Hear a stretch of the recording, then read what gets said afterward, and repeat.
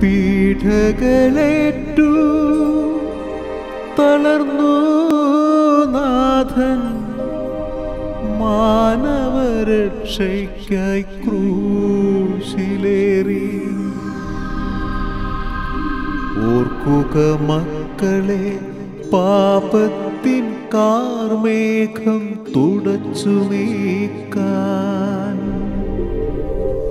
ഉണരു നീ, സമയമായി ഒരുങ്ങുവാൻ, സമയമായി ഒരുങ്ങുവാൻ, സമയമായി.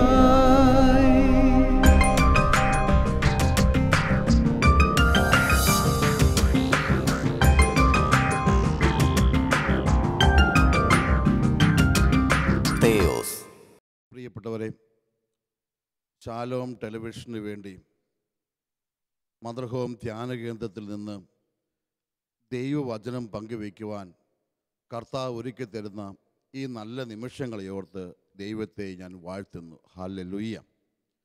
ലോകമെമ്പാടുമായിരുന്നു കൊണ്ട് ഈ വചനം കേൾക്കുന്ന നിങ്ങൾക്കെല്ലാവർക്കും ദൈവകൃപയാൽ സന്തോഷവും സമാധാനവും ഉണ്ടാകട്ടെ എന്ന് പ്രാർത്ഥിക്കുന്നു.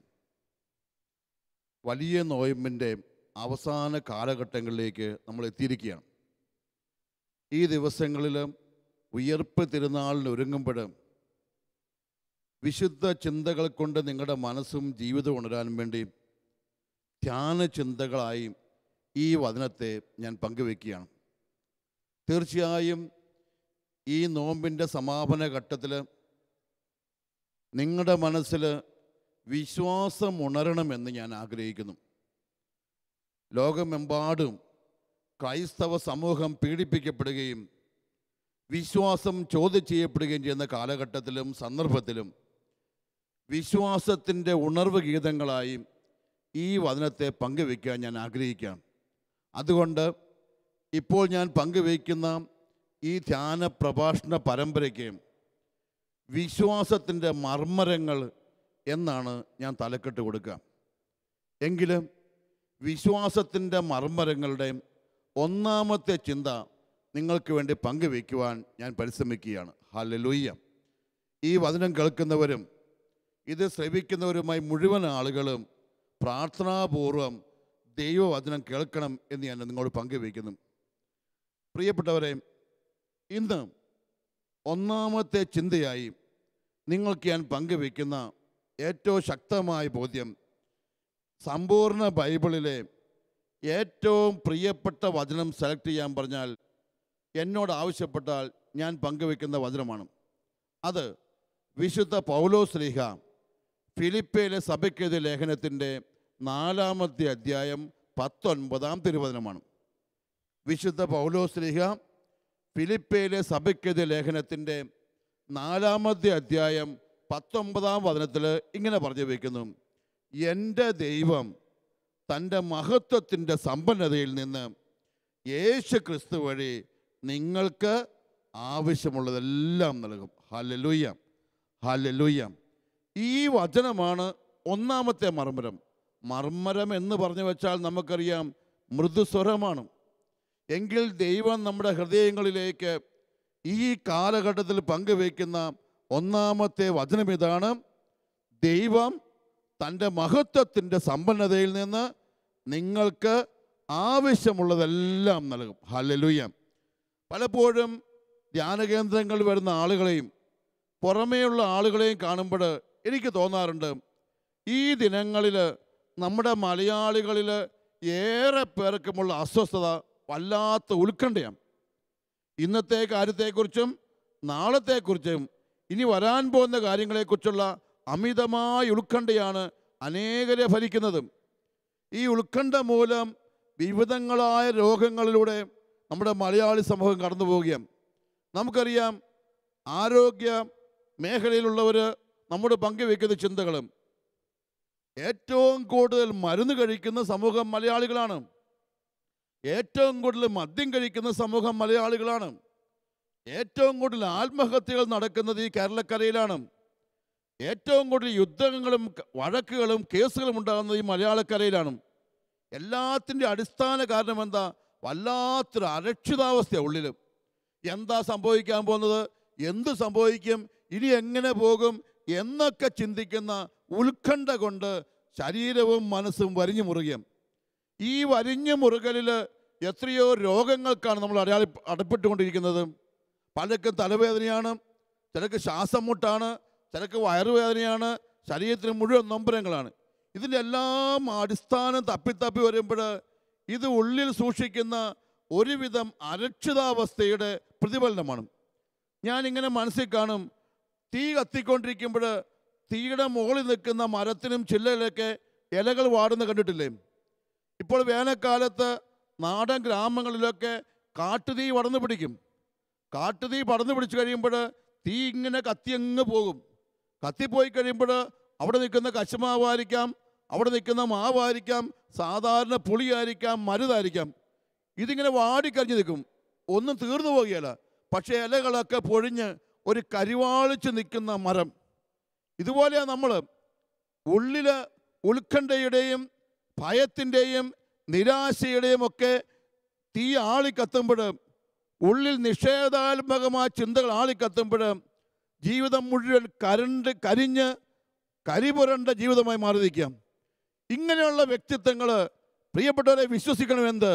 കർത്താവിൻ്റെ വചനം, വിശുദ്ധ വചനം നമ്മെ പഠിപ്പിക്കുന്നില്ലേ? ലൂക്കാ സുവിശേഷം 1-ാമത്തെ അധ്യായത്തിൽ 45-ാം വചനമായി പഠിപ്പിക്കുന്നില്ലേ? ആരാണ് ഭാഗ്യവാനെന്ന്, ആരാണ് ഭാഗ്യവതിയെന്ന്? കർത്താവ് അരുളി ചെയ്ത കാര്യങ്ങൾ നിറവേറുമെന്ന് വിശ്വസിച്ചവൾ ഭാഗ്യവതി. പരിശുദ്ധ മറിയത്തെക്കുറിച്ച് പറഞ്ഞ വചനമാത്. കർത്താവ് അരുളി ചെയ്ത കാര്യങ്ങൾ നിറവേറുമെന്ന് വിശ്വസിച്ചു. എന്താണ് കർത്താവ് പറഞ്ഞു വെച്ചത്? കർത്താവ് പറഞ്ഞു വെച്ചെന്താ? അതിലെ 7 വചനം പുറകോട്ട് വായിക്കണം. 38-ാം വചനം, കർത്താവിന് ഒന്നും അസാധ്യമല്ല, ദൈവത്തിന് ഒന്നും അസാധ്യമല്ല. ഇത് വിശ്വസിക്കുമ്പോഴാണ് ഞാൻ ഭാഗ്യമുള്ളവനായി മാറുന്നത്. ഇന്ന് പല ആളുകളും ഗതികേടാണ്, തകർച്ചയാണ്, നൊമ്പരമാണ് എന്നൊക്കെ പറഞ്ഞ് കരയുമ്പോൾ അടിസ്ഥാന പ്രശ്നം അവർ ദൈവത്തിൻ്റെ വചനത്തെ വിശ്വസിക്കുന്നില്ല. ദൈവവചനം നമ്മോട് പറഞ്ഞു വെക്കുന്നത് എന്താണ്?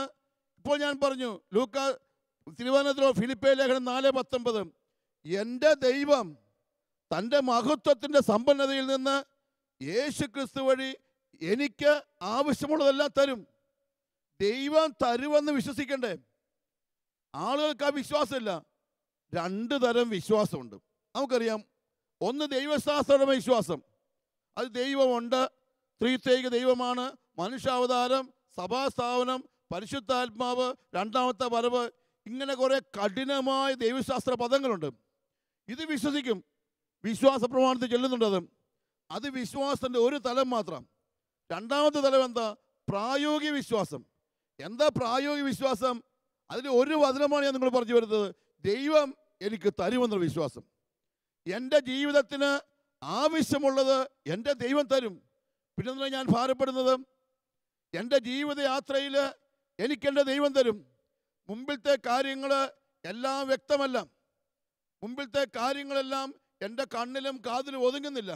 എങ്കിലും ഞാൻ വിശ്വസിക്കുകയാണ്, എനിക്കെൻ്റെ ദൈവം തരും. ഇതാണ് പ്രിയപ്പെട്ടവരെ ആത്മീയ വിശ്വാസം എന്ന് ഞാൻ പങ്കുവെക്കുക. Hallelujah, hallelujah. നമ്മൾ അബ്രഹാമിനെ കുറിച്ച് വീണ്ടും ഓർമ്മിക്കണം. അബ്രഹാം വിശ്വാസങ്ങളുടെ പിതാവാണ് നമ്മൾ പഠിക്കുന്നു. എങ്ങനെയാണ് അബ്രഹാം വിശ്വാസത്തിന്റെ പിതാവായത്? വിശ്വാസത്തെക്കുറിച്ച് ഡോക്ടറേറ്റിലാണോ? അല്ലെങ്കിൽ വിശ്വാസം എന്ന വിഷയത്തെക്കുറിച്ച് ലോഗോസ് ക്വിസിൽ പരീക്ഷ ജയിച്ചിട്ടാണോ? അല്ലെ വിശ്വാസത്തെക്കുറിച്ച് ഏതെങ്കിലും പ്രഭാഷണ പരമ്പര പഠിച്ചിട്ടാണോ? ബൈബിൾ കാണാപ്പടം പഠിച്ചിട്ടാണോ? അല്ല.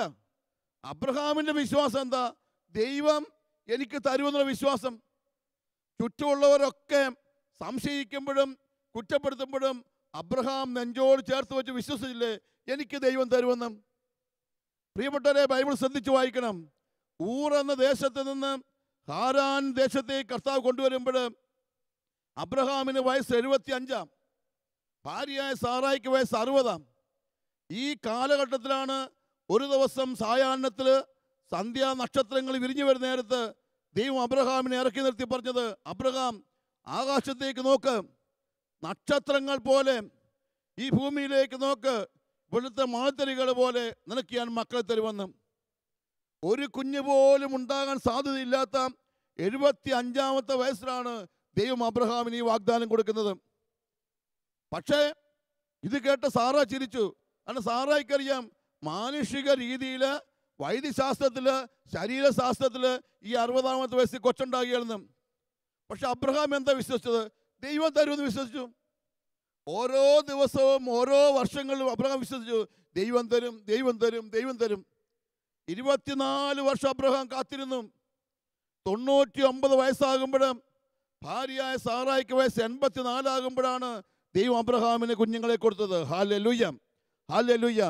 അതായത് വിലാപങ്ങളുടെ പുസ്തകം 3:25 നമ്മൾ വായിക്കുന്നില്ലേ? തന്നെ തേടുന്നവർക്കും തന്നെ കാത്തിരിക്കുന്നവർക്കും കർത്താവ് നല്ലവനാണെന്നും. തന്നെ തേടുന്നവർക്കും തന്നെ കാത്തിരിക്കുന്നവർക്കും, അതായത് അബ്രഹാമിനെ പോലുള്ളവർക്ക് ദൈവം നല്ലവനാണ്, ദൈവം തരും. അബ്രഹാം അത് വിശ്വസിച്ചു. ദൈവം അബ്രഹാമിന് കൊച്ചിനെ കൊടുത്തു. അതുകൊണ്ട് തന്നെ അബ്രഹാമിൻ്റെ ജീവിതത്തിൻ്റെ വിശ്വാസികളുടെ പിതാവെന്ന തലക്കെട്ടിന് ഏറ്റവും വലിയ പിൻബലം എന്താ? ദൈവം തരുമെന്ന ബോധ്യം. രണ്ടാമത്തെ സംഭവം, അബ്രഹാമിനോട് ദൈവം പറഞ്ഞു, നിന്റെ മകനെ കൊണ്ടുപോയി മോറിയ മലയെ കൊണ്ടുപോയി കൊല്ലാൻ. അബ്രഹാം ചിന്തിച്ചു, ഒരൊറ്റ മകനേ ഉള്ളൂ, ഇവനെ കൊണ്ടുപോയി കൊന്നു കഴിഞ്ഞാൽ എങ്ങനെ ആകാശത്തിലെ നക്ഷത്രങ്ങളുടെയും ഭൂമിയിലെ മണത്തുകളുടെ കഥ ശരിയാവും? എങ്ങനെ അത് പൂർത്തീകരിക്കപ്പെടും? പക്ഷെ പ്രിയപ്പെട്ടവരെ, വിശ്വസിക്കുന്നവനെ സംബന്ധിച്ചോളം ഹൗ, എങ്ങനെയെന്നൊരു ചോദ്യമില്ല. ദൈവം പറഞ്ഞു സംഭവിക്കും. അബ്രഹാം വിശ്വസിച്ചു. ഒരു സായാഹ്നത്തിൽ ഈ മകനെ പറഞ്ഞ് ഒരുക്കി പ്രഭാതത്തിൽ ഇവനെയും കൂട്ടി അബ്രഹാം മോറിയ മലയിലേക്ക് പോയില്ലേ? ഈ അപ്പൻ്റെ കയ്യിൽ മുഴുത്ത കത്തിയുണ്ട്. അവിടെ ചെന്ന് ബലി നടത്താനാണ്. ഒരു ബലിപീഠം ഉണ്ടാക്കി ബലിമൃഗത്തെ വെച്ച് തീ കത്തിക്കുന്ന ബലിയർപ്പണം. അതുകൊണ്ട് അവിടെ തീ കത്തിക്കാനുള്ള വിറകും കൊണ്ട് കയ്യിലെടുത്ത് കത്തി വെച്ച് രാവിലെ പോകുന്നതുകൊണ്ട് ഒരു പന്തമൊക്കെ കത്തിച്ച് പിടിച്ച് അബ്രഹാം ഇങ്ങനെ കുന്ന് കയറി കയറി പോവാം. കുന്ന് കയറി കയറി പോകുമ്പോൾ പാതി വഴി എത്തിയപ്പോൾ പുറകെ വരുന്ന മോൻ അപ്പനെ പിടിച്ചു നിർത്തി. നമ്മളെങ്ങോട്ടാ അപ്പ പോകുന്നത്? മലയ്ക്ക് പോവാം.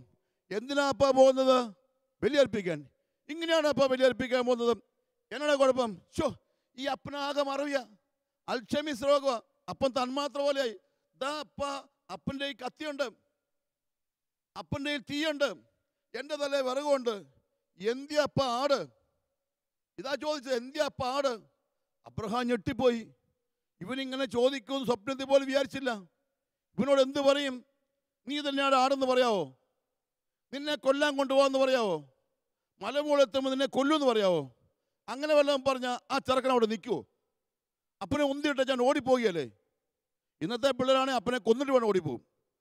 പക്ഷെ അന്ന് അബ്രഹാം എന്താ ഉത്തരം പറഞ്ഞത്? എന്തിയാ അപ്പം ആടെന്ന് ചോദിച്ചപ്പോൾ അബ്രഹാം നെഞ്ചോട് കൈയേർത്ത് വെച്ച് പറഞ്ഞ ഉത്തരം എന്താ? മോനെ, മലമുകളിലെത്തുമ്പം ദൈവം തരും, ദൈവം തരും, ദൈവം തരും. ഇതുവരെ മോറിയ മലമുകൾ അബ്രഹാം പോയിട്ടില്ല.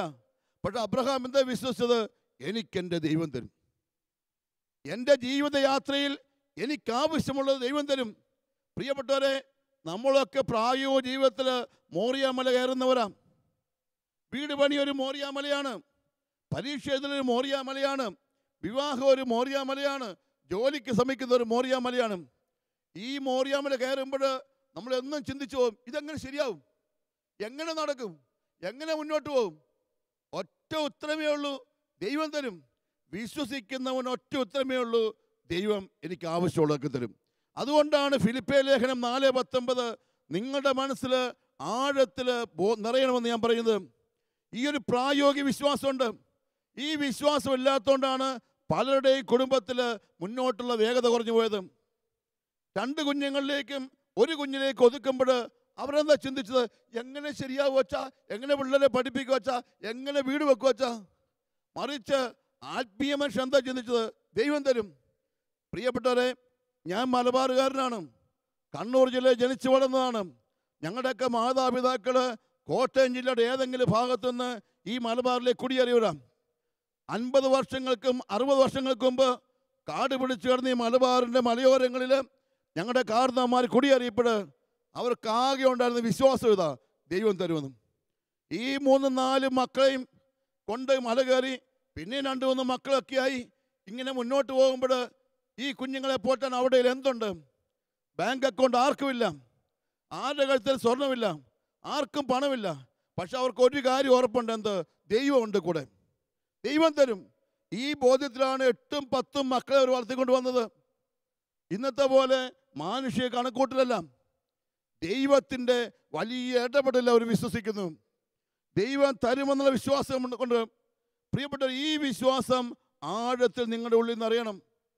ഇന്ന് പലപ്പോഴും ഈ വിശ്വാസത്തിൻ്റെ കുറവുകൊണ്ടാണ് പലവിധ രോഗങ്ങളെ പെട്ടുപോയിരിക്കുന്നത്, ഉത്കണ്ഠയിലേക്ക് കടന്നുപോയിക്കൊണ്ടിരിക്കുന്നത്.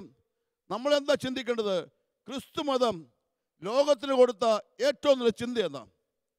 ക്രിസ്തു മതം ഈ ലോകത്തിലെ 700 കോടി ജനത്തോടും പറയുന്ന ഏറ്റവും നല്ല ചിന്ത എന്താ? ദൈവം പിതാവാണെന്നാ, നമ്മളൊക്കെ മക്കളാണെന്നാ. കർത്താവ് ചോദിച്ചില്ലേ, മക്കൾക്ക് നല്ല ദാനങ്ങൾ നൽകാൻ ദുഷ്ടരായി നിങ്ങൾക്ക് സാധിക്കുമെങ്കിൽ സ്വർഗസ്ഥനായ പിതാവ് എത്രയോ അധികമായി നിങ്ങൾക്ക് തരും. നിങ്ങൾ ഈ ഭൂമിയിൽ ദൈവത്തിൻ്റെ മക്കളാണെങ്കിൽ നിങ്ങൾക്ക് തരുമെന്നാണ് യേശുക്രിസ്തു പഠിപ്പിച്ചത്. അതുകൊണ്ടാണ് യേശുക്രിസ്തു പ്രാർത്ഥിക്കാനും പഠിപ്പിച്ചത്. പിതാവേ എന്ന് വിളിക്ക്, അപ്പ എന്ന് വിളിക്ക്, ആ അപ്പം തരും. അതായത് എൻ്റെ ജീവിതയാത്രയിൽ എനിക്കാവശ്യമുള്ളതെല്ലാം ദൈവം തരും. ഈ ഒരു ബോധ്യം എത്രമാത്രം ആഴത്തെ അനുഭവിക്കാൻ തുടങ്ങുന്നു, അത് അത്ഭുതമായി മാറും. നമുക്കറിയാം, ലൂക്കാ സുവിശേഷത്തിൻ്റെ 11-ാമത്തെ അധ്യായത്തിൽ കുറിച്ച് വെച്ച വചനമുണ്ട്, 13-ാം വചനം. ദുഷ്ടരായ നിങ്ങൾക്ക് നിങ്ങളുടെ മക്കൾ കൊടുക്കാൻ അറിയാമെങ്കിൽ ദൈവം നിങ്ങൾക്ക് തരികയില്ലേന്ന്. ഈ ഒരു ബോധ്യം മനസ്സ് നിറഞ്ഞു കഴിഞ്ഞാൽ പ്രിയപ്പെട്ടവരെ, നമ്മുടെ എല്ലാ അസ്വസ്ഥകളും മാറാൻ തുടങ്ങിയാലേ. എഫേസ്യർ ലേഖനത്തിൻ്റെ 3-ാമത്തെ അധ്യായത്തിൽ 20-ാം തിരുവചനം കുറിച്ച് വെക്കുന്നുണ്ട്. നമ്മുടെ എല്ലാ ധാരണയും അതിലംഘിക്കുന്ന ദൈവത്തിൻ്റെ സ്നേഹം നമ്മളിലേക്ക് വരാൻ പോവുകയാണ്. നമ്മൾ ചോദിക്കുന്നതിലും അധികമായി തരുന്ന ഒരു ദൈവമുണ്ട്. നമ്മൾ ചോദിക്കുന്നതിലും അധികമായി ദൈവം തരും. അതായത് എൻ്റെ മനസ്സിൻ്റെ വിശ്വാസമായി മാറണം. എനിക്കെൻ്റെ ജീവിതയാത്രയിൽ മുന്നോട്ട് പോകുമ്പോൾ ഏത് മേഖലയിലായിക്കോട്ടെ ദൈവത്തിൻ്റെ ഇടപെടലുണ്ട്.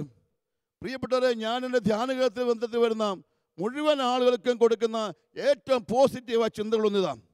നിങ്ങളുടെ മനസ്സിലെ ഉത്കണ്ഠകളൊക്കെ മാറ്റിവെക്ക്, നിങ്ങളുടെ മനസ്സിൻ്റെ ആകുലതകളൊക്കെ മാറ്റിവെക്ക്. നിങ്ങൾ ഇത്രയും ടെൻഷൻ പിടിക്കേണ്ട കാര്യമൊന്നുമില്ല. എല്ലാം ശരിയാവുന്നേ, എല്ലാം ദൈവം നടത്തുന്നേ.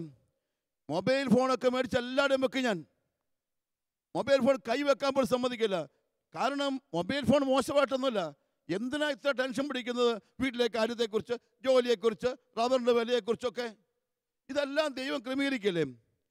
സങ്കീർത്തനത്തിൽ 127-ാം സങ്കീർത്തനത്തിൽ വചനമല്ലേ, തൻ്റെ പ്രിയപ്പെട്ടവർ ഉറങ്ങുമ്പോൾ പോലും കർത്താവ് അവർക്ക് വേണ്ടത് ഒരുക്കി തരുമെന്നും. തൻ്റെ പ്രിയപ്പെട്ടവർ ഉറങ്ങുമ്പോൾ പോലും കർത്താവ് വേണ്ടത് ഒരുക്കി തരുമെന്നും. എങ്കിൽ പ്രിയപ്പെട്ടവരെ, ഈ ഒരു വിശ്വാസം ആഴത്തിൽ നിറയുന്ന നിമിഷം അത്ഭുതം സംഭവിക്കാൻ തുടങ്ങും. യോഹന്നാൻ്റെ സുവിശേഷം 11-ാമത്തെ അധ്യായത്തിൻ്റെ 40-ാം തിരുവചനം, യോഹന്നാൻ 11:40 പറയുന്നില്ലേ, വിശ്വസിച്ചാൽ ദൈവമഹത്വം ദർശിക്കുമെന്ന് ഞാൻ നിന്നോട് പറഞ്ഞില്ലേ. വിശ്വസിച്ചാൽ, എന്ത് വിശ്വസിച്ചാൽ? ദൈവം തരുമെന്ന് വിശ്വസിച്ചാൽ അത് അത്ഭുതമായി മാറും. നിന്റെ ജീവിതത്തിൽ എല്ലാ പ്രതിസന്ധി ഘട്ടത്തിലും നീ ആദ്യം മനസ്സ് സൂക്ഷിക്കേണ്ട ചിന്ത ഏതാ? ദൈവമുണ്ട്, ദൈവം എനിക്ക് തരും. Hallelujah, hallelujah.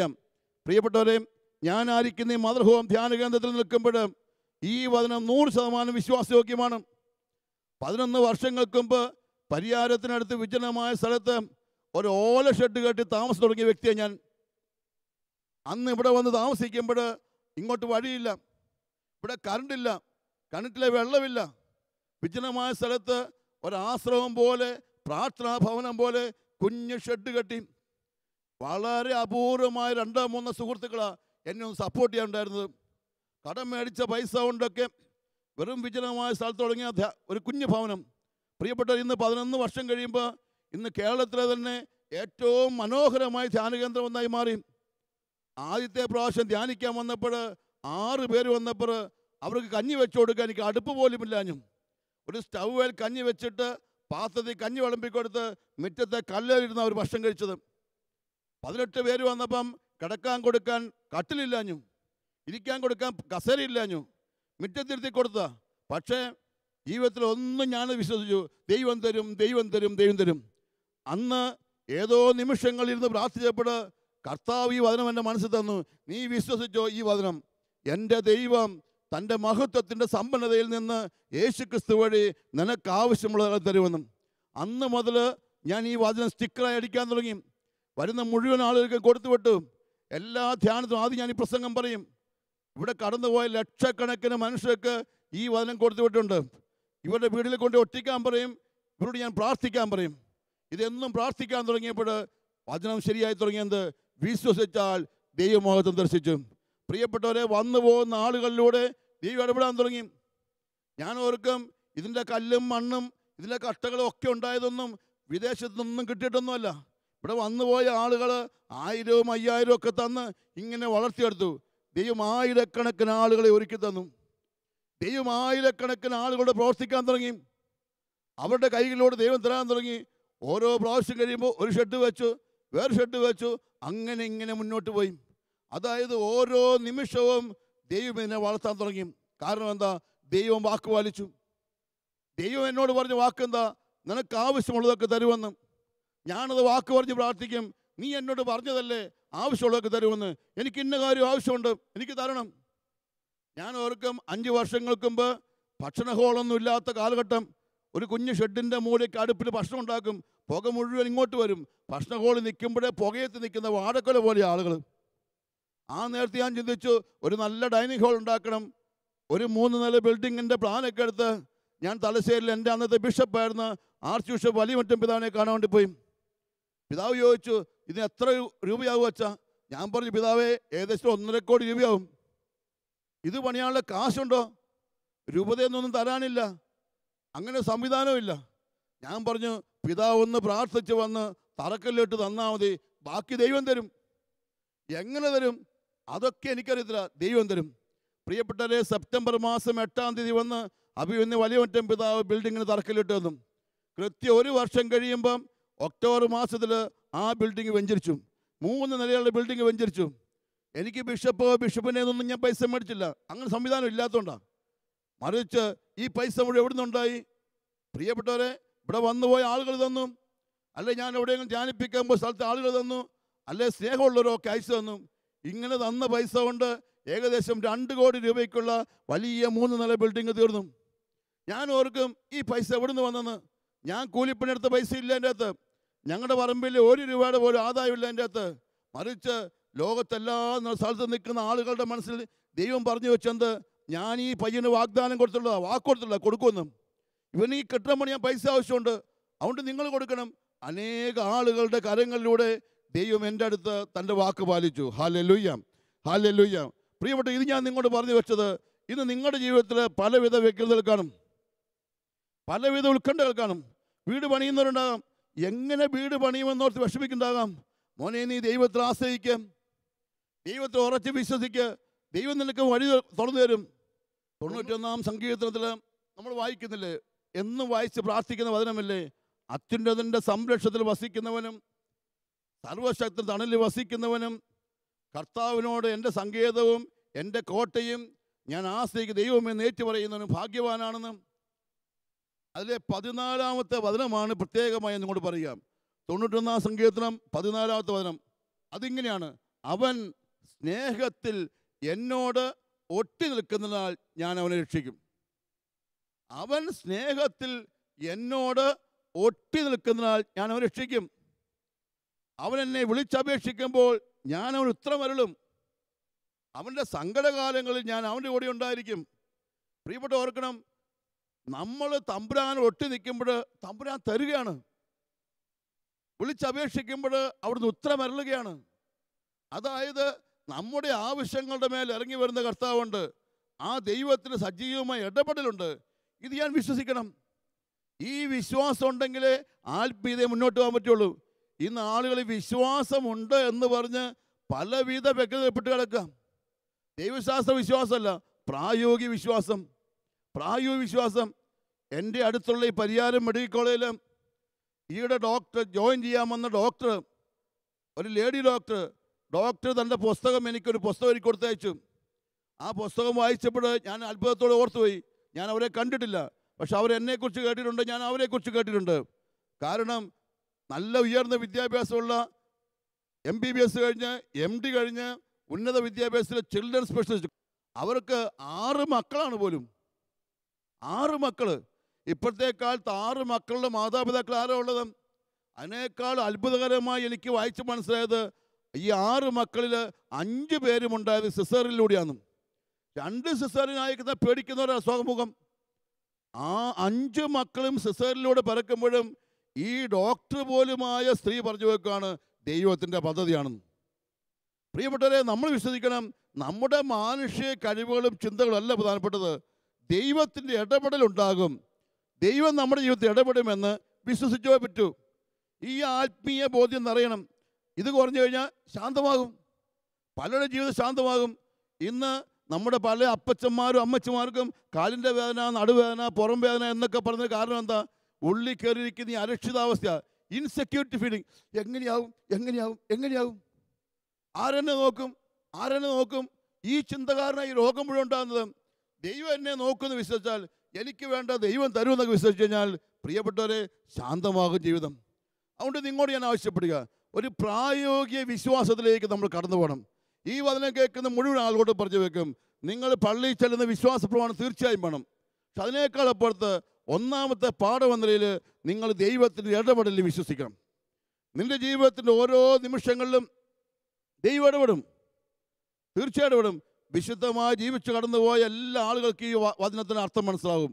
അവരുടെ ജീവിതത്തിൻ്റെ പ്രതിസന്ധി ഘട്ടങ്ങളിൽ ദൈവം പറയും, ഇതാ ഞാൻ തന്നിരിക്കുന്നു. ചിലപ്പോഴൊക്കെ പള്ളി പണിയുന്ന അച്ഛന്മാർ ചോദിച്ചു നോക്ക്, പൈസ പോലും ഇല്ലാത്ത നേരങ്ങളിലായിരിക്കും ആരെങ്കിലും പൈസ കൊടുക്കുന്നത്.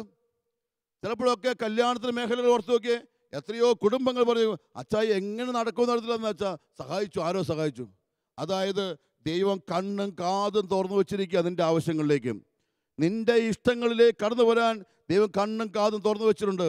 അവിടുത്തെ കരങ്ങൾ കുറുകിപ്പോയിട്ടില്ല, അവിടുത്തെ കാതുകൾ അടഞ്ഞു പോയിട്ടില്ല. ആ ദൈവം നിൻ്റെ ജീവിതത്തിലേക്ക് കടന്നു വരും. ഈ ഒരു വിശ്വാസം, ശക്തമായ വിശ്വാസം നിങ്ങളുടെ ഉള്ളിൽ നിറയണം. അതുകൊണ്ട് ഈ വലിയ ആഴ്ചയിലേക്ക് കടക്കുമ്പോൾ ഒന്നാമത്തെ ചിന്ത ചെയ്താ, എൻ്റെ ദൈവം തൻ്റെ മഹത്വത്തിൻ്റെ സമ്പന്നതയിൽ നിന്ന് യേശുക്രിസ്തു വഴി നിങ്ങൾക്ക് ആവശ്യമുള്ളതെല്ലാം നൽകും. ഹല്ലേലൂയ, ഹല്ലേലൂയ, ഹല്ലേലൂയ. പ്രിയപ്പെട്ടവരെ, ഈ വചനം കാണാപ്പാഠം പഠിക്കുകയും ഇത് എന്നും ആവർത്തിക്കുകയും ചെയ്യുമ്പോൾ തന്നെ ഉള്ളിലെ നെഗറ്റീവായ കുറേ തിന്മകൾ മാറും, ഉത്കണ്ഠ മാറും, പ്രമേഹം മാറും, പ്രഷർ മാറും, കൊളസ്ട്രോൾ മാറും, ശാന്തമായ ജീവിതം ഇരിക്കാൻ തുടങ്ങും. ആ ശാന്തതയിൽ പുതിയ പുതിയ അനുഭവങ്ങളും വിശ്വാസങ്ങളും നിങ്ങൾക്ക് വളർന്നു വരും. അതുകൊണ്ട് വിശ്വാസത്തിൻ്റെ മർമ്മരമായിട്ട് ഈ ഒന്നാമത്തെ ബോധ്യം ഈ ദിവസം മുഴുവൻ മനസ്സിൽ ഏറ്റുപറഞ്ഞ് പ്രാർത്ഥിക്കണം. വചനം ഫിലിപ്പി 4:19, എൻ്റെ ദൈവം തൻ്റെ മഹത്വത്തിൻ്റെ സമ്പന്നതയിൽ നിന്ന് യേശുക്രിസ്തു വഴി നിങ്ങൾക്ക് ആവശ്യമുള്ളതെല്ലാം തരും. ഈ വചനം നിങ്ങളെ മനസ്സിൽ വലിയ ശാന്തത നൽകട്ടെ എന്ന് ഞാൻ ആഗ്രഹിക്കുന്നു, പ്രാർത്ഥിക്കുന്നു.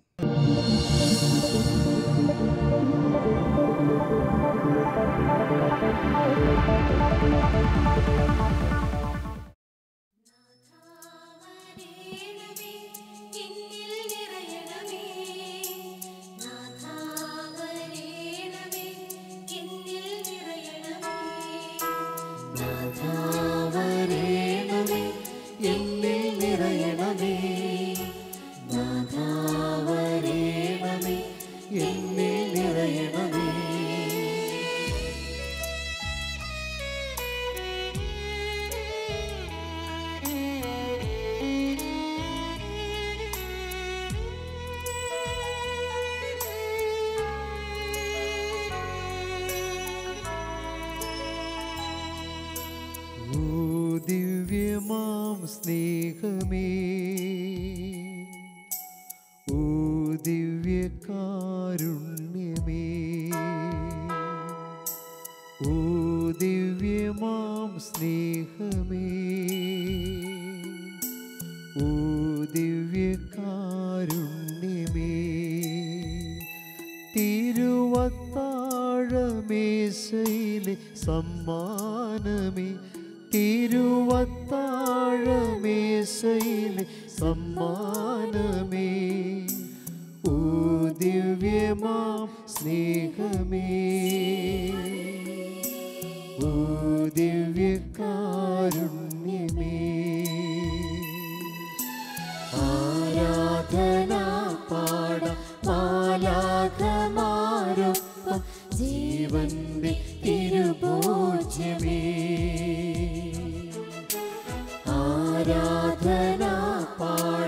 മാലാഖമാരൊപ്പം ജീവന്റെ തിരുഭോജ്യമേ.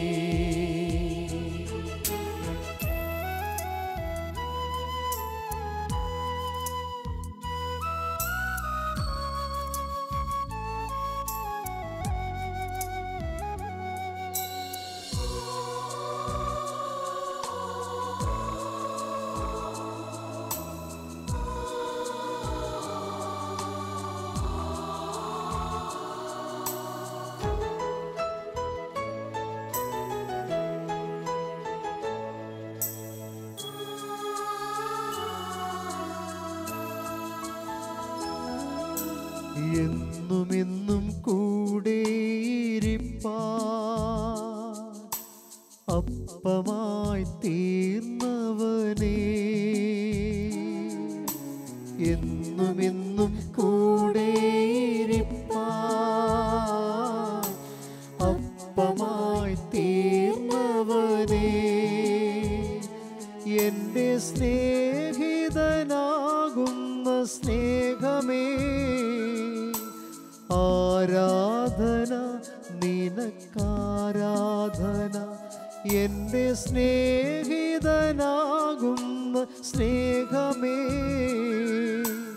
ആരാധന നിനക്കാരാധന. ഓ ദിവ്യമാം സ്നേഹമേ, ഓ ദിവ്യകാരുണ്യമേ,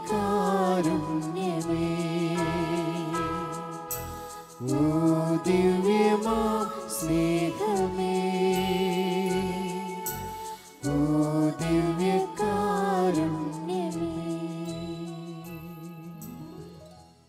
പരിശുദ്ധ പരമ ദിവ്യ കാരുണ്യത്തിന് എന്നേരവും ആരാധനയും സ്തുതിയും പുകഴ്ചയും ഉണ്ടായിരിക്കട്ടെ. പരിശുദ്ധ പരമ ദിവ്യ കാരുണ്യത്തിന് എന്നേരവും ആരാധനയും സ്തുതിയും പുകഴ്ചയും ഉണ്ടായിരിക്കട്ടെ.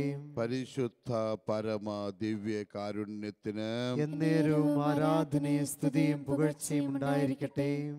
വിശുദ്ധ കുർബാനയിൽ ഞങ്ങളുടെ കൂടെയുള്ള നല്ല ദൈവമേ, ഞങ്ങളങ്ങയെ ആരാധിക്കുന്നു, ഞങ്ങളങ്ങയെ സ്തുതിക്കുന്നു, ഞങ്ങളങ്ങയെ വാഴ്ത്തുന്നു.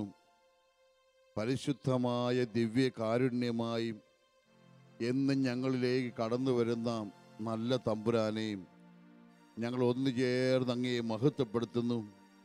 പിതാവായ ദൈവമേ, ഞങ്ങളങ്ങയെ ആരാധിക്കുന്നു. പുത്രനായ യേശുവേ, ഞങ്ങളങ്ങയെ ആരാധിക്കുന്നു. പരിശുദ്ധാത്മാവായ ദൈവമേ, ഞങ്ങളങ്ങയെ ആരാധിക്കുന്നു. ത്രിത്വൈക ദൈവമേ, ഞങ്ങളെ മുഴുവനായി അങ്ങേ പക്കലേക്ക് സമർപ്പിച്ചുകൊണ്ട് ഞങ്ങൾ ഒന്ന് ചേർന്ന് അങ്ങേ ആരാധിച്ച് മഹത്വപ്പെടുത്തുന്നു. ദൈവപിതാവേ,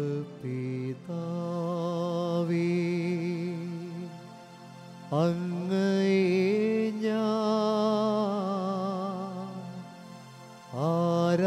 ആരാധിക്കുന്നു, സ്തുതിക്കുന്നു. ജീവനുമെൻ്റെ സർവസ്വവും മുൻപിലണച്ചു കുമ്പിടുന്നു. ജീവനുമെൻ്റെ സർവസ്വവും മുൻപിലണച്ചു കുമ്പിടുന്നു. യേശുവേ നാഥ, ഒന്ന് ചേർന്ന് അങ്ങയെ ഞാൻ യേശു ക്രിസ്തുവേ ആരാധിക്കുന്നു, സ്തുതിക്കുന്നു. പൂർണ്ണ മനസ്സോടുകൂടി ജീവനുമെൻ്റെ സർവസ്വവും ദൈവമുമ്പിലേക്ക് മുൻപിലണച്ചു കുമ്പിടുന്നു. ജീവനുമെൻ്റെ സർവസ്വവും മുൻപിലണച്ചു കുമ്പിടുന്നു. പാവനാത്മാവായ ദൈവമേ, പാവനാത്മാവേ, കൈകൾ തുറന്നു പിടിച്ച്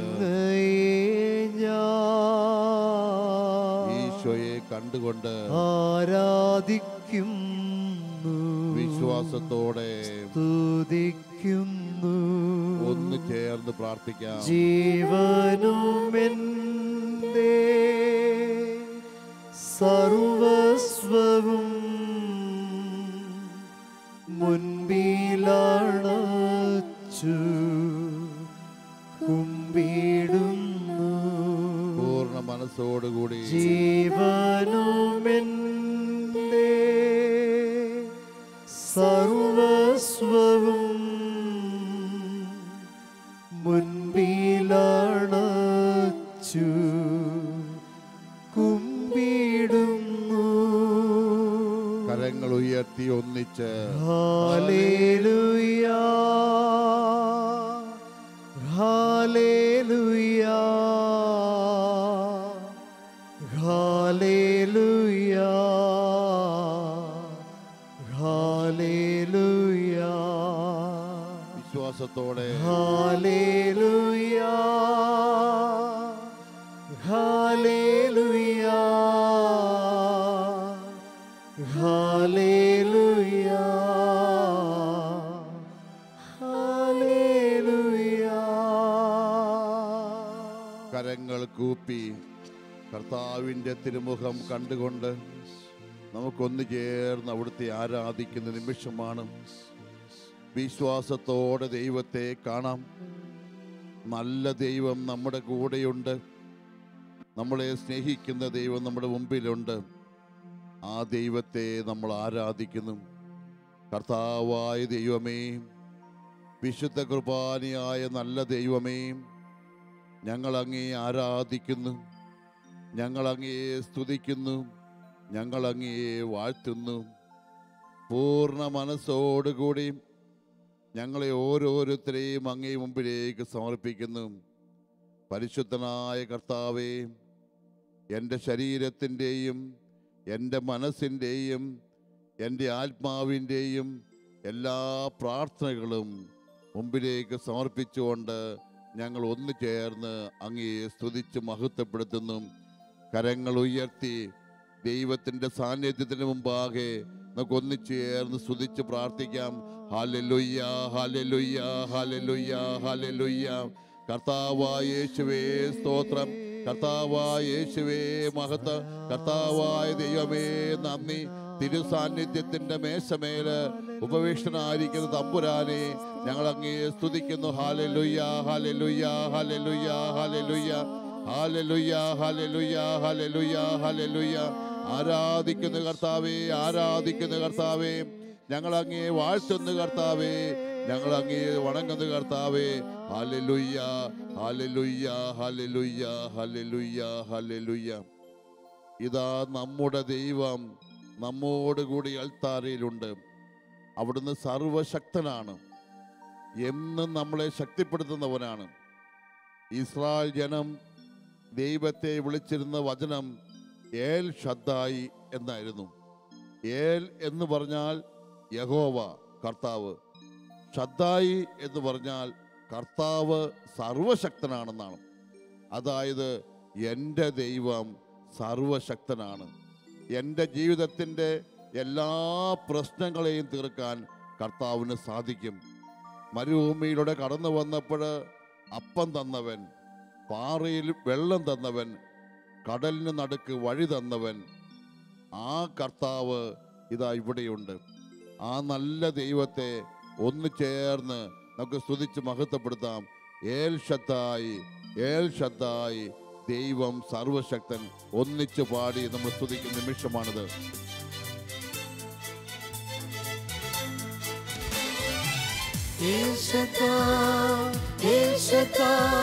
ദൈവം സർവശക്തൻ,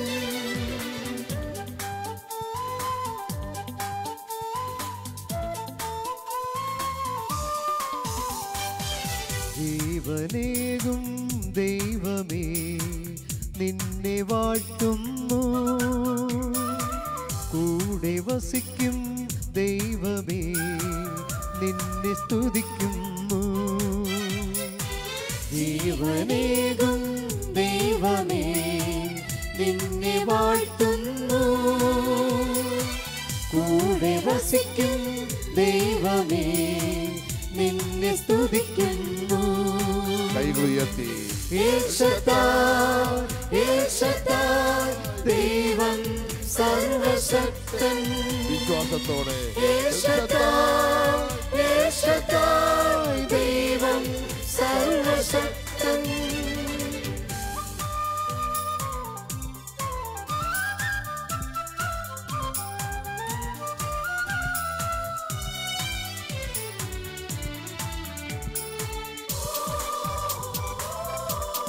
ദൈവ സാന്നിധ്യത്തിന്റെ മുമ്പാകെ ഉണർവോടെ കൈയടിച്ച് നമുക്ക് പാടി പ്രാർത്ഥിക്കാം.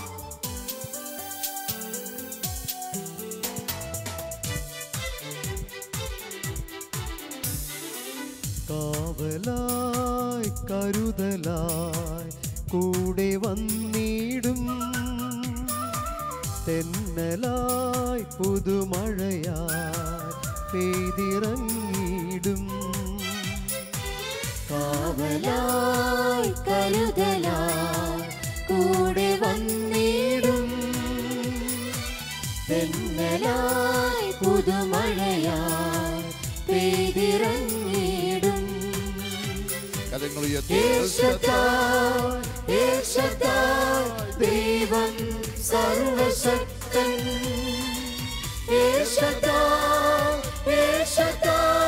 ദൈവം സർവശക്തൻ.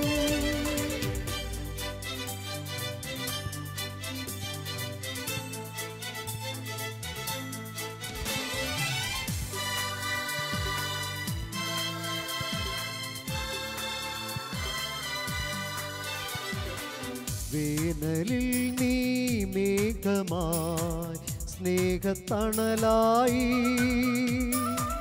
തളരുമീ മരുഭൂമിയിൽ നീ ദാഹജലമായി. ജീവിതയാത്രയിൽ വേനലിൽ നീ മേഘമായി സ്നേഹത്തണലായി,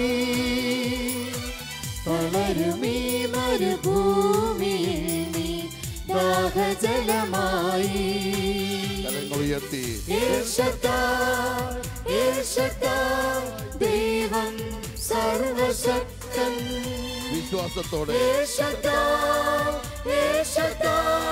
ദൈവം സർവശക്തൻ. ഹല്ലേലൂയ ഹല്ലേലൂയ ദൈവം സർവശക്തൻ. ഹല്ലേലൂയ ഹല്ലേലൂയ ദൈവം സർവശക്തൻ. സർവശക്തനാണ് കർത്താവ്. എൻ്റെ ജീവിതത്തിൻ്റെ എല്ലാ പ്രശ്നങ്ങളെയും പരിഹരിക്കുവാൻ കർത്താവിന് സാധിക്കും. എനിക്കാവശ്യമുള്ളതെല്ലാം തരുവാൻ കർത്താവിന് സാധിക്കും. എൻ്റെ ജീവിതയാത്രയിൽ, കാനാൻ ദേശത്തേക്കുള്ള യാത്രയിൽ ഇസ്രായേൽ ജനത്തിന് വേണ്ടി എല്ലാം ഒരുക്കി തന്നതുപോലെ എൻ്റെ ദൈവം എനിക്ക് വേണ്ടി ഒരുക്കിത്തരും. ഞാൻ വിശ്വസിക്കുന്നു. ആ വിശ്വാസത്തോടെ കർത്താവിനെ ഞാൻ സ്തുതിക്കുന്നു. എൻ്റെ ദൈവം തൻ്റെ മഹത്വത്തിൻ്റെ സമ്പന്നതയിൽ നിന്ന് യേശു ക്രിസ്തു വഴി നിങ്ങൾക്ക് ആവശ്യമുള്ളതെല്ലാം നൽകുമെന്ന ഫിലിപ്പി ലേഖനം 4:19 വിശ്വസിച്ചുകൊണ്ട് കർത്താവിനെ സ്തുതിച്ച് നമുക്ക് മഹത്വപ്പെടുത്താം. പ്രിയപ്പെട്ടവരെ, ഒന്നിച്ചു ചേർന്ന് നമുക്ക് പ്രാർത്ഥിക്കാം. നമ്മുടെ കരങ്ങൾ ഉയർത്തി ഇങ്ങനെ പ്രാർത്ഥിക്കാം.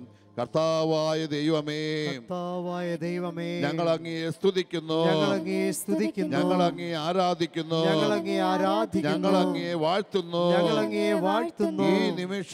ഈ നിമിഷം അങ്ങയെ പക്കലേക്ക് സമർപ്പിച്ചുകൊണ്ട് ഞാൻ അങ്ങയെ മഹത്വപ്പെടുത്തുന്നു. ഹല്ലേലൂയ ഹല്ലേലൂയ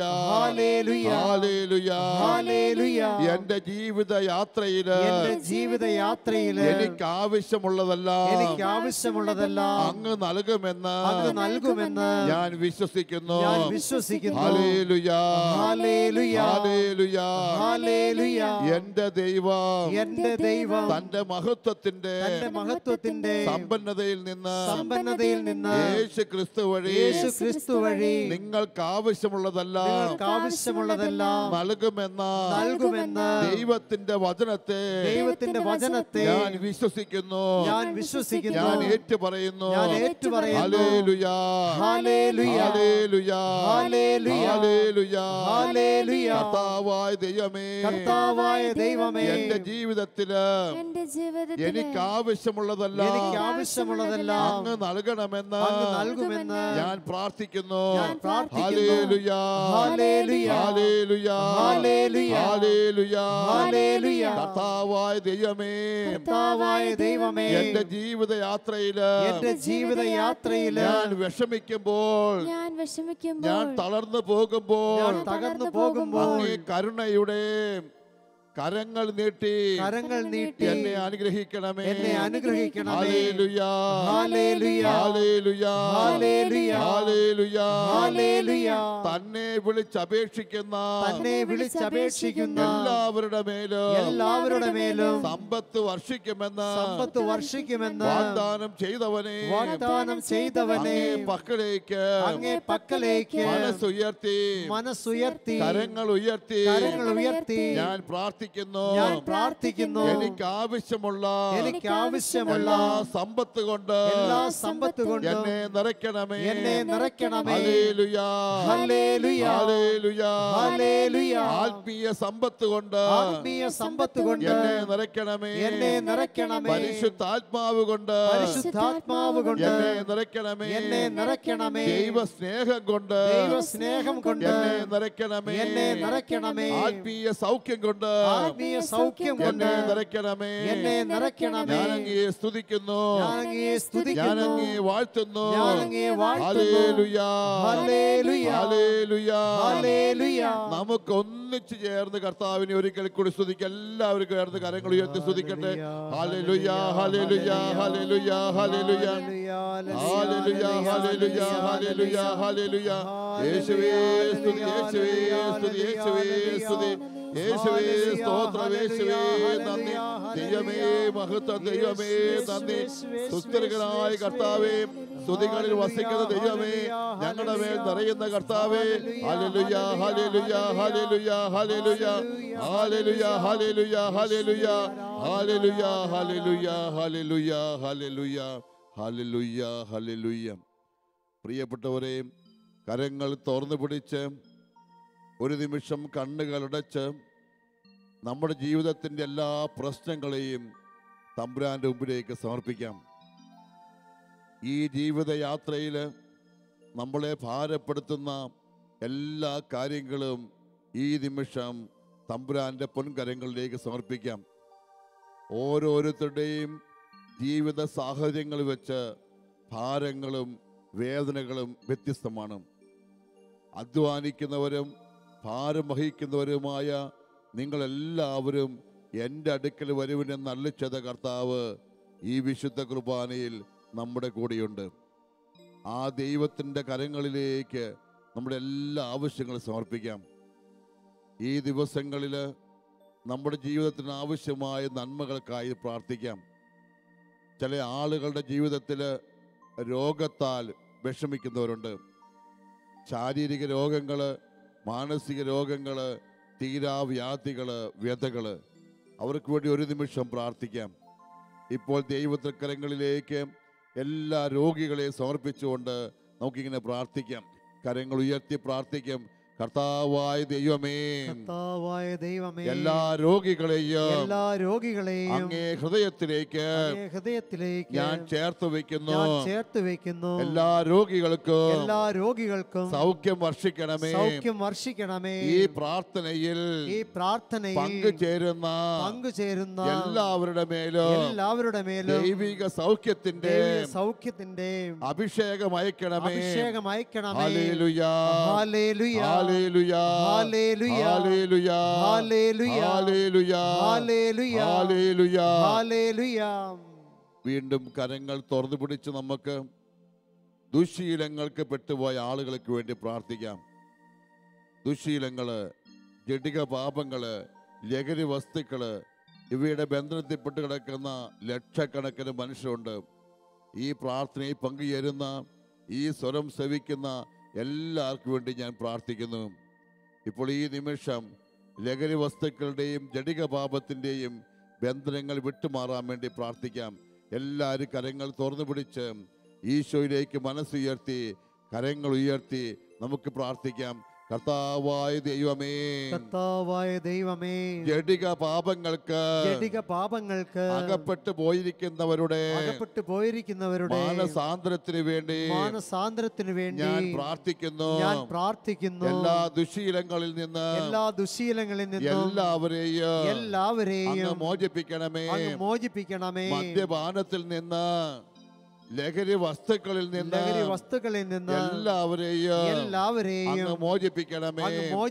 ഹല്ലേലൂയ ഹല്ലേലൂയ ഹല്ലേലൂയ ഹല്ലേലൂയ ഹല്ലേലൂയ ഹല്ലേലൂയ. പാപകരമായ ദുശ്ശീലങ്ങളിൽ നിന്ന് എല്ലാവരെയും അങ്ങ് മോചിപ്പിക്കണമേ.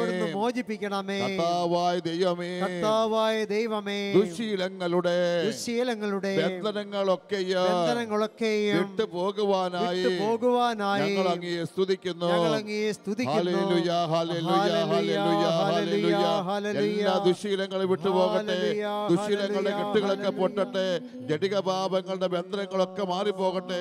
ഹല്ലേലൂയ ഹല്ലേലൂയ ഹല്ലേലൂയ ഹല്ലേലൂയ ഹല്ലേലൂയ ഹല്ലേലൂയ ഹല്ലേലൂയ. ഒരു നിമിഷം നമുക്ക് കരങ്ങൾ കൂപ്പി നിന്ന് സാമ്പത്തിക പ്രതിസന്ധിയിൽപ്പെടുന്ന ആളുകൾക്ക് വേണ്ടി പ്രാർത്ഥിക്കാം. കടബാധ്യതകള്, ബിസിനസ് തകർച്ചകള്, ജോലി കിട്ടാത്ത വിഷമങ്ങള്, ജോലി നഷ്ടപ്പെട്ട വിഷമങ്ങള്, എന്ത് ചെയ്തിട്ടും ഒരു മെച്ചമുണ്ടാകാത്ത അവസ്ഥ, ഇവയിലൂടെ കടന്നു പോകുന്ന എല്ലാവർക്കും വേണ്ടി പ്രാർത്ഥിക്കാം. ഇപ്പോൾ ഈ നിമിഷം അനവധി ആളുകൾ ലോകത്തിൻ്റെ വിവിധ ഭാഗങ്ങളിൽ ജോലി നഷ്ടപ്പെട്ട മലയാളികളുണ്ട്. അവർക്കെല്ലാവർക്കും വേണ്ടി പ്രാർത്ഥിക്കുന്നു. കർത്താവിൻ്റെ പക്കലേക്ക് നമ്മുടെ പ്രാർത്ഥനകൾ ഉയർത്താം. കർത്താവായ ദൈവമേ, ഈ നിമിഷം അങ്ങേ പക്കലേക്ക് സാമ്പത്തിക പ്രതിസന്ധിയിൽപ്പെടുന്ന എല്ലാ ആളുകൾക്ക് വേണ്ടി ഞാൻ പ്രാർത്ഥിക്കുന്നു. അനവധി കർഷകർ കടബാധിതകളാൽ വിഷമിക്കുന്നു. അവിടെ കൃഷിഭൂമികളെ, വിളഭൂമികളെ അങ്ങേ പക്കലേക്ക് സമർപ്പിക്കുന്നു. നല്ല ദൈവമേ, ബിസിനസ്സിൽ പെട്ടവർക്ക് വേണ്ടി, ബിസിനസ് സ്ഥാപനങ്ങൾക്ക് വേണ്ടി ഞാൻ പ്രാർത്ഥിക്കുന്നു. തന്നെ വിളിച്ചപേക്ഷിക്കുന്ന എല്ലാവരുടെ മേലും സമ്പത്ത് വർഷിക്കുമെന്ന് വാഗ്ദാനം ചെയ്തവനെ, എല്ലാവരുടെയും സാമ്പത്തിക ബാധ്യതകൾ, കടബാധ്യതകൾ ഏറ്റെടുക്കുവാനായി ഞാൻ പ്രാർത്ഥിക്കുന്നു.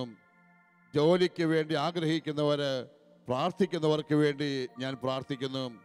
വിദേശങ്ങളിൽ പോലും ജോലി ലഭിക്കുവാനായി ആഗ്രഹിക്കുന്ന എല്ലാവർക്കും വേണ്ടി ഞാൻ പ്രാർത്ഥിക്കുന്നു. ഇപ്പോൾ ഈ നിമിഷം സാമ്പത്തിക പ്രതിസന്ധികൾ എല്ലാം മാറ്റിത്തരണമേ. ഞാൻ വിശ്വസിക്കുന്ന കർത്താവേ, അങ്ങെല്ലാം നൽകുമെന്ന് വിശ്വസിക്കുന്നു. എൻ്റെ ജീവിതയാത്രയിൽ എനിക്ക് ആവശ്യമുള്ളതെല്ലാം എൻ്റെ ദൈവം തരുമെന്ന് ഞാൻ വിശ്വസിക്കുന്നു. ഇപ്പോൾ ഈ നിമിഷം വിശ്വാസത്തോടെ അങ്ങേ പക്കലേക്ക് ഞാൻ മനസ്സുയർത്തുന്നു. കർത്താവേ, ഞാൻ അങ്ങയെ സ്തുതിച്ച് മഹത്വപ്പെടുത്തുന്നു. ഹല്ലേലൂയ ഹല്ലേലൂയ. എല്ലാവർക്കും വേണ്ടി സ്തുതിച്ച് പ്രാർത്ഥിക്കുന്നു. ലോകത്തിന് നാനാഭാഗങ്ങളിലുള്ള മുഴുവൻ ആളുകൾക്ക് വേണ്ടി സ്തുതിച്ച് പ്രാർത്ഥിക്കുന്നു. എൻ്റെ കർത്താവ് എല്ലാവരുടെ ജീവിതത്തിലേക്ക് കടന്നു വരണമേ. അവിടെ ദുഃഖങ്ങള്, ദുരിതങ്ങള്, വേദനകൾ ഏറ്റെടുക്കണമേ. പ്രയാസങ്ങളും അസ്വസ്ഥകൾ നീക്കണമേ. ഉത്കണ്ഠകള്, ഭാരങ്ങൾ നീക്കണമേ. മനസ്സിന്റെ എല്ലാ ഭയങ്ങളും നീക്കണമേ. എല്ലാവർക്കും ആശ്വാസമായവനെ, എല്ലാവർക്കും ബലമായവനെ. ഹല്ലേലൂയ ഹല്ലേലൂയ ഹല്ലേലൂയ ഹല്ലേലൂയ ഹല്ലേലൂയ ഹല്ലേലൂയ. കർത്താവിൻ്റെ ആത്മാവ്, പരിശുദ്ധാത്മാവ് ഇപ്പോൾ ഈ നിമിഷം നിറഞ്ഞ് എല്ലാവരെയും ശക്തിപ്പെടുത്തട്ടെ.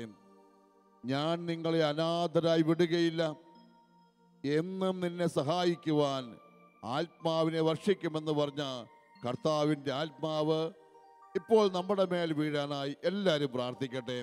പരിശുദ്ധാത്മാവേ, അങ്ങയുടെ വലിയ ശക്തി വെൺപ്രാവായി സ്വർഗത്തിലെ മാലാഖയായി ഞങ്ങളിൽ വർഷിക്കണമേ എന്ന് ആഗ്രഹിച്ചുകൊണ്ട് പരിശുദ്ധാത്മാവിനായി പാടി സ്തുതിക്കാം.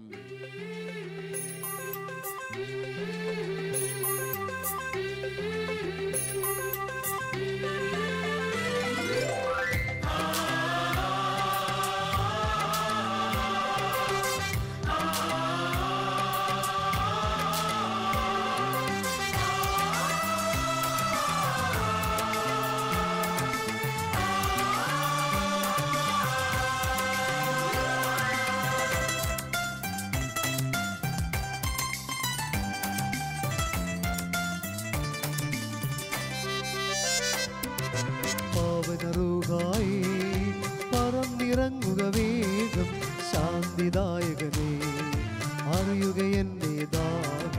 പാവനറുകായി പറന്നിറങ്ങുക വേഗം, ശാന്തിദായകനേ അറിയുക എന്റെ ദാഹം.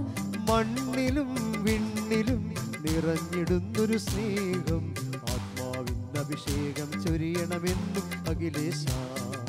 മണ്ണിലും വിണ്ണിലും നിറഞ്ഞിടുന്നൊരു സ്നേഹം, ആത്മാവിൻ്റെ അഭിഷേകം ചൊരിയണമെന്നും അഖിലേശ.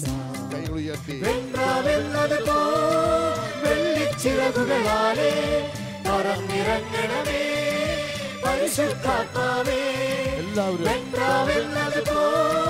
വെള്ളിച്ചിറകുകളാലേ പറന്നിറങ്ങണമേ പരിശുദ്ധാത്മാവേ.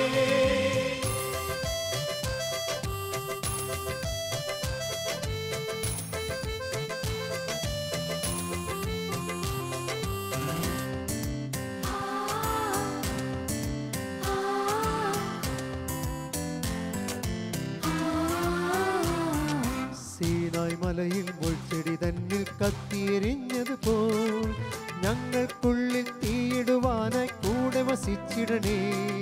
സീനായ് മലയിൽ മുൾച്ചെടി തന്നിൽ കത്തിയെരിഞ്ഞതുപോൽ ഞങ്ങൾക്കുള്ളിൽ തീയിടുവാനായി കൂടെ വസിച്ചിടണേ.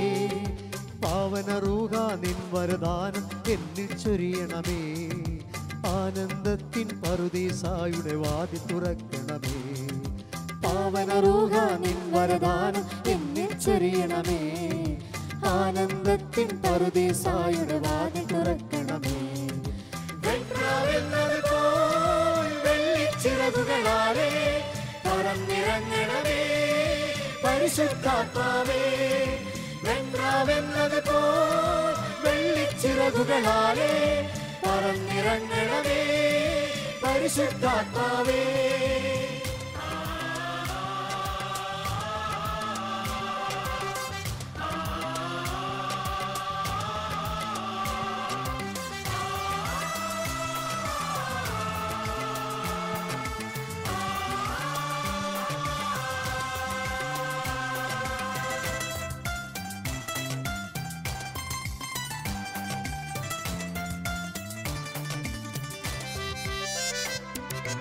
ആദിയിലന്ന് ആഴത്തിനുമേൽ തിങ്ങി നിറഞ്ഞവനേ, ഞങ്ങൾക്കെന്നും സ്നേഹം നുകരാൻ വന്നു വസിച്ചിടണേ. ആദിയിലന്ന് ആഴത്തിനുമേൽ തിങ്ങി നിറഞ്ഞവനേ, ഞങ്ങൾക്കെന്നും സ്നേഹം നുകരാൻ വന്നു വസിച്ചിടണേ. കാരുണ്യത്തിൻ യോർദാനിൽ നീ എന്നെ ഇറക്കണമേ, സ്വർഗത്തിൽ നിന്നരുവിയായി വന്നു പതിക്കണമേ. കാരുണ്യത്തിൻ യോർദാനിൽ നീ എന്നെ ഇറക്കണമേ, സ്വർഗത്തിൽ നിന്നരുവിയായി വന്നു പതിക്കണമേ. വെൺപ്രാവെന്നതുപോൽ വെള്ളിച്ചിറകുകളാലേ പറന്നിറങ്ങണമേ പരിശുദ്ധാത്മാവേ. വെൺപ്രാവെന്നതുപോൽ വെള്ളിച്ചിറകുകളാലേ പറന്നിറങ്ങണമേ പരിശുദ്ധാത്മാവേ. പരിശുദ്ധാത്മാവ് ഇറങ്ങി വന്ന് നമ്മളെ ശക്തിപ്പെടുന്ന നിമിഷം ദിവ്യകാരുണ്യനാഥനായ ഈശോയുടെ ആശീർവാദം നമുക്ക് സ്വീകരിക്കാം. സാധിക്കുന്നവരെ മുട്ടുകുത്തി നിൽക്കുമ്പോഴും കരങ്ങൾ തുറന്നു പിടിച്ച് ഈശോ തിരുനാമത്തെ മഹത്വപ്പെടുത്തി നമുക്കിപ്പോൾ ദിവ്യകാരുണ്യനാഥൻ്റെ ആശീർവാദം സ്വീകരിക്കാം.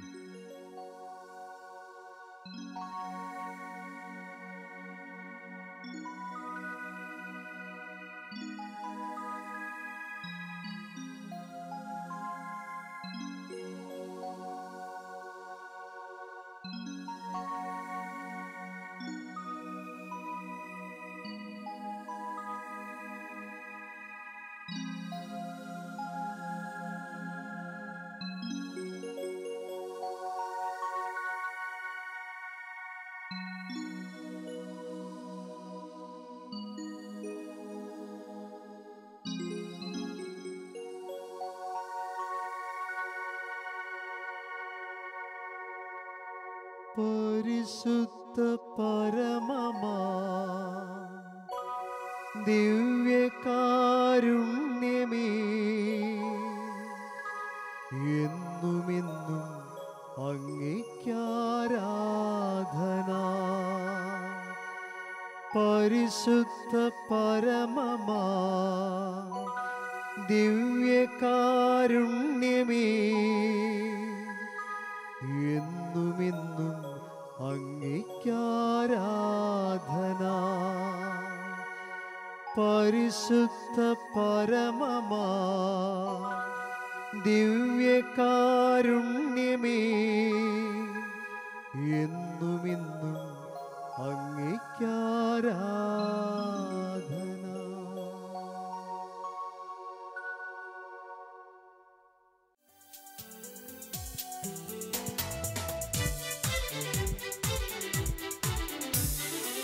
കാവലായി കരുതലായി കൂടെ വന്നിടും, തെന്നലായി പുതുമഴയായി പെയ്തിറങ്ങിടും.